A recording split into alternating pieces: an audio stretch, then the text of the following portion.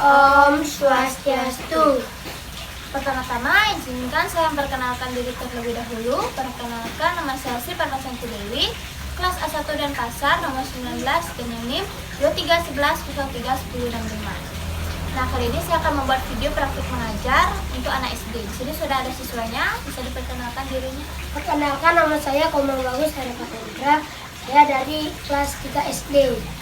Oke, kali ini kita akan belajar materi IPS SD bab 8 kelas 3, yaitu tentang alam Indonesia. Lihat sini, Mang.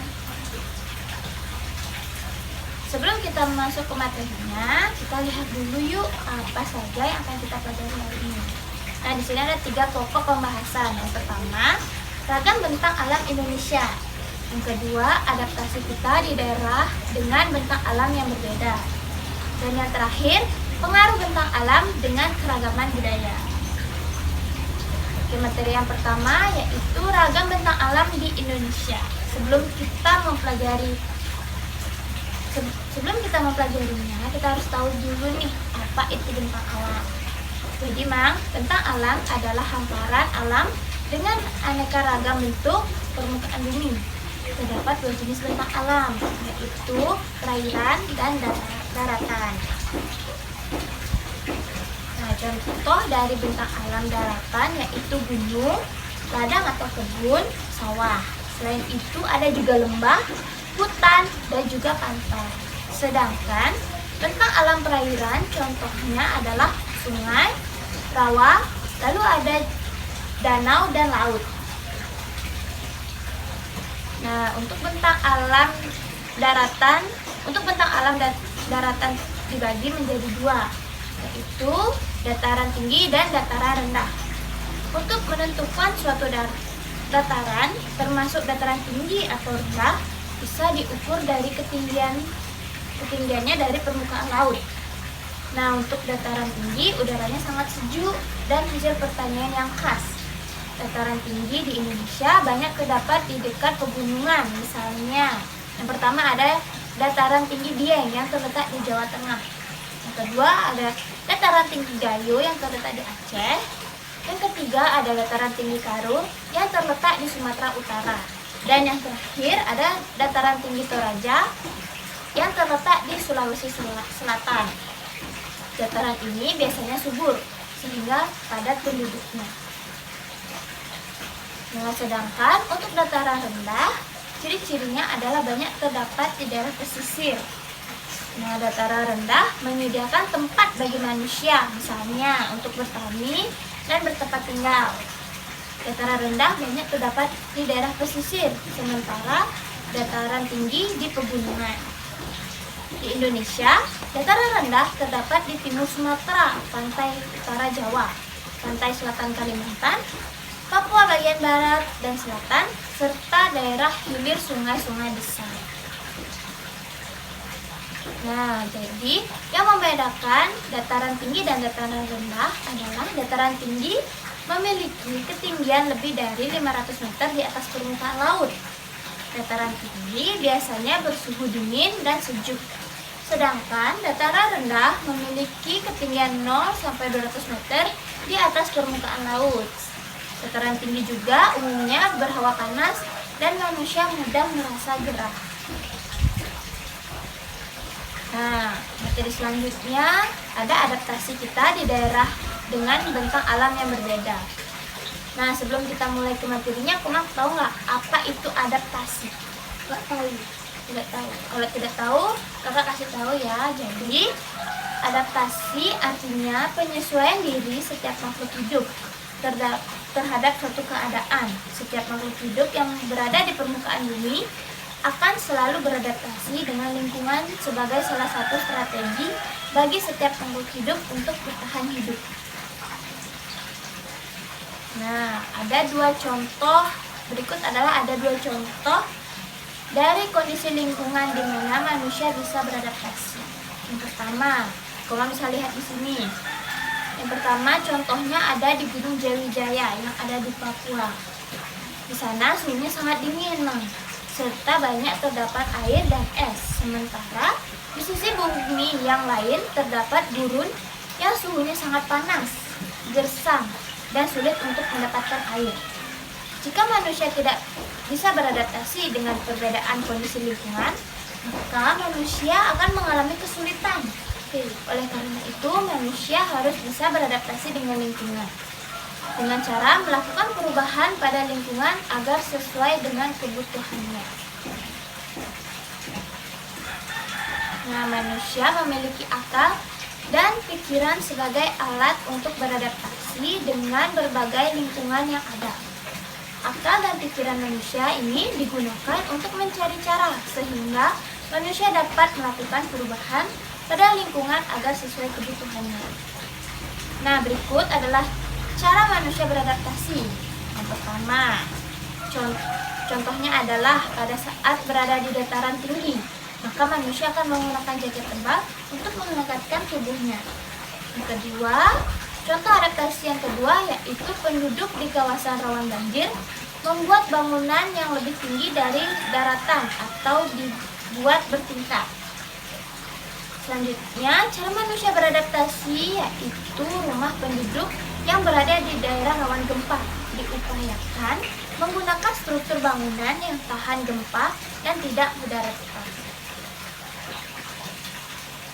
Oke, materi yang terakhir yaitu pengaruh bentang alam dengan keberagaman budaya. Dengan kondisi bentang alam Indonesia yang berbeda-beda, dari Sabang sampai Merauke tentu saja mempengaruhi keberagaman budaya. Menurut para ilmuwan, tempat tinggal itu dapat mempengaruhi kebiasaan suatu masyarakat. Nah, sekarang kita lihat yuk bentuk-bentuk rumah adat yang dipengaruhi oleh bentang alam. Nah, di sini pada laptop kalian bisa lihat rumah adat pertama yaitu rumah adat Brauniang yang berada di wilayah Pulau Flores. Nah, ciri-ciri rumah adat ini yaitu atapnya yang berbentuk kerucut, tinggi, dan terbuat dari daun lontar. Fungsinya untuk mengalirkan air hujan dan menahan udara hangat keluar dari bangunan. Nah, contoh rumah adat yang dipengaruhi oleh bentang alam yang kedua adalah rumah adat Honai dari Papua. Nah, ciri-ciri rumah adatnya yaitu dinding rumahnya tidak memiliki jendela. Kenapa tidak memiliki jendela? Kenapa tidak memiliki jendela? Karena agar membuat dalam dalam rumah suhunya tetap hangat. Jadi rumahnya tidak memiliki jendela. Nah, selanjutnya contoh bentuk rumah adat yang dipengaruhi oleh bentang alam selanjutnya yaitu rumah suku Bajo dari Wakatobi, Sulawesi Tenggara. Nah, karena penduduknya bermata pencarian sebagai nelayan, maka rumah mereka berupa rumah panggung yang terapung agar memudahkan mereka untuk berangkat ke tempat kerja mereka yaitu lautan. Nah, contoh bentuk rumah yang dipengaruhi oleh bentang alam selanjutnya yaitu rumah iglo yang berada di wilayah kutub utara. Kalian bisa lihat pada layar ya, Mama. Mengapa bentuk rumahnya seperti itu? Mengapa bentuk rumahnya seperti itu? Ya. Karena struktur yang membulat akan membuat udara dalam ruangan berputar sehingga menjaga suhu tetap sama, yaitu tetap hangat. Dan dengan demikian, orang-orang yang tinggal di dalamnya akan lebih merasa nyaman dan tidak kedinginan. Nah, ternyata bentang alam bukan hanya mempengaruhi bentuk rumah, namun juga mempengaruhi pekerjaan. Nah, berikut adalah contoh pekerjaan yang dipengaruhi oleh bentang alam. Di dataran tinggi, pekerjaan yang bisa dilakukan oleh penduduk di sana adalah pertanian, seperti menanam sayur, bunga, dan lainnya. Nah, ada juga di bidang perkebunan, seperti menanam cengkeh, kopi, teh, dan masih banyak lagi. Nah, pada bidang peternakan, yaitu merawat kambing, sapi potong, atau sapi perah. Nah, selanjutnya di bidang pemandu wisata, yaitu memandu wisatawan di kawasan dataran tinggi. Nah, selanjutnya pada pengelolaan properti, yaitu mengelola villa, hotel, dan menyewakan kendaraan. Dan yang terakhir ada pengusaha kuliner, Mang, yaitu seperti membuka kedai atau restoran. Oke. Nah, sedangkan untuk di daratan rendah,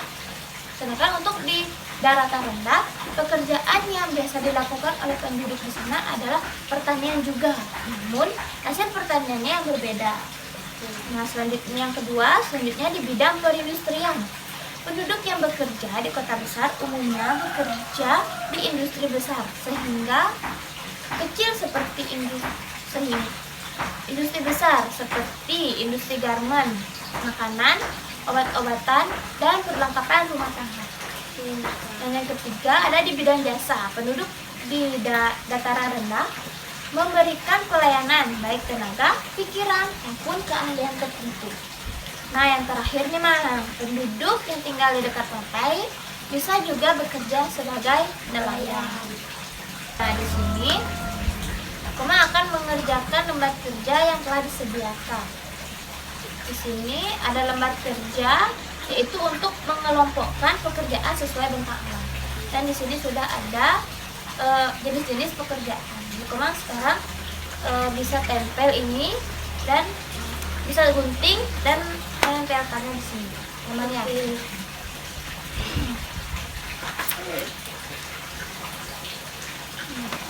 Memang bisa gunting dan oke.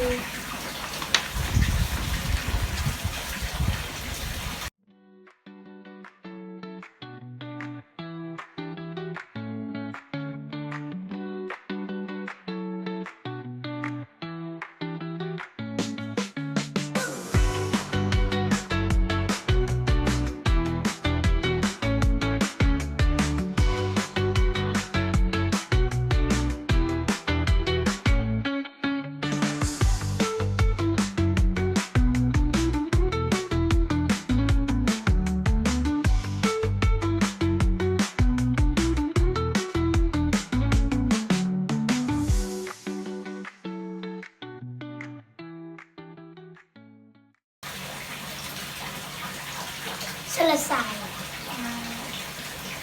Ini hasilnya ya.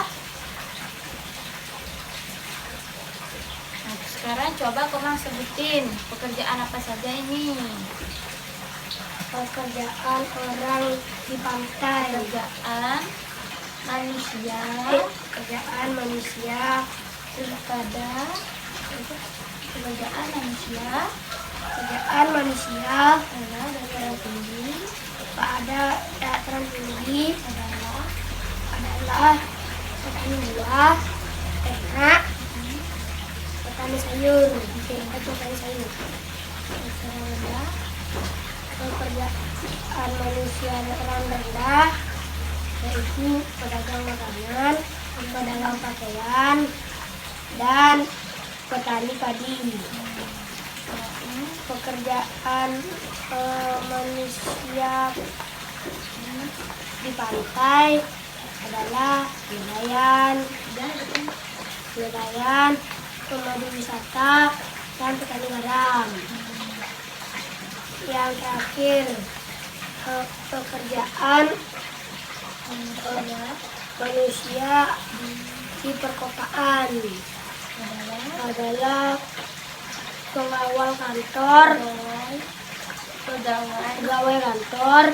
dokter, dan sopir taksi. Oke.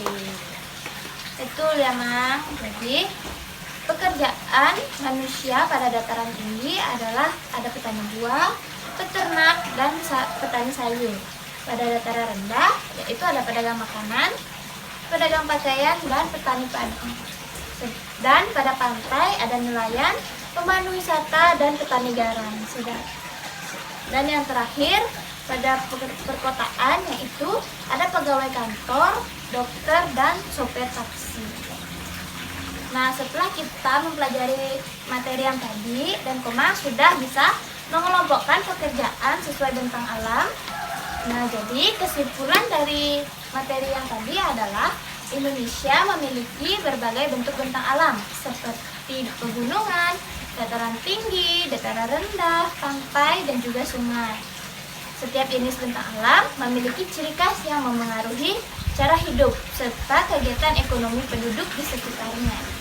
Manusia beradaptasi dengan lingkungan alam tersebut agar bisa hidup dengan nyaman.